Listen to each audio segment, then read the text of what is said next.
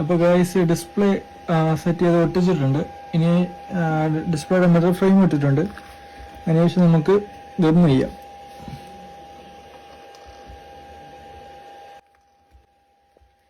അപ്പോൾ ഗൈസ് ഇതിൻ്റെ ഡിസ്പ്ലേയുടെ work complete ആയിട്ടുണ്ട്.